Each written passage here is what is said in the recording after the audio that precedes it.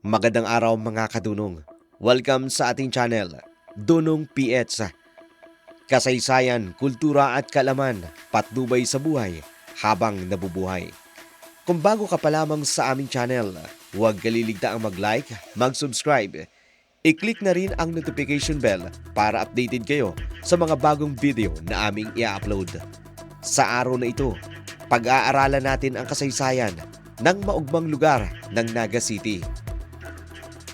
Ating tuklasin ang kasaysayan, kultura ng makabagong pag-unlad ng Naga City. Noong panahon ng mga Espanyol, ito ay kilala bilang Ciudad de Nueva Cáceres. Ipinangalan ito kay Gobernador General Francisco de Sande. Ang pangalan ng Naga nagmula sa matatag na puno ng nara na matatagpuan sa lugar na ito. Hindi lamang mayaman sa kasaysayan ang Naga, kundi pati na ang kulturang taglay nito. Ang Peña Francia Festival, isa sa pinakamalaking pagdiriwang ng pangmarian sa Asya. Libu-libong deboto ang dumarating tuwing Setyembre upang parangalan ang mahal na ina ng Peña Francia, ang patrona ng Rehiyon Bicol. Dahil sa mga prestihiyosong institusyon ng edukasyon, tinaguriang pusong pangkalinangan ng Bicol ang Naga City. Dito matatagpuan ang University of Nueva Cáceres,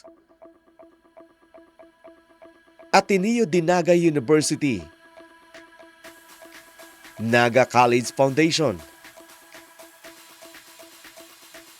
at Universidad de Santa Isabel.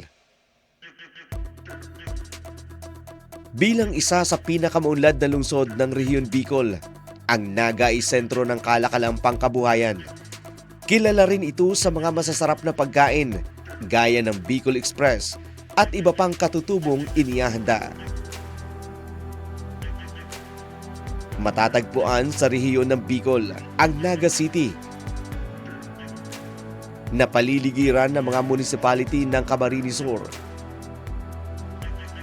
Sa estrategikong location ito ay tinaguriang pintuan patungong Timog Luzon.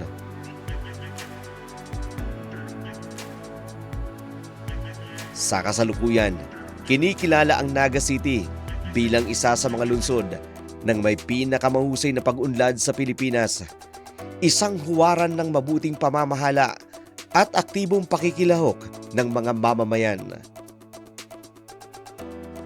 Kasaysayan, kultura, edukasyon at kaunlaran, lahat ng ito'y matatagpuan sa puso ng Bicol, ang Naga City.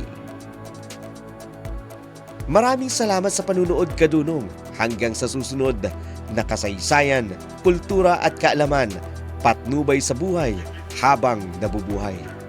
Kung bago ka pa lang sa aming channel, huwag kaliligtaang mag-like, mag-subscribe. I-click na rin ang notification bell para updated kayo sa mga bagong video na aming i-upload. Hanggang sa muli, paalam!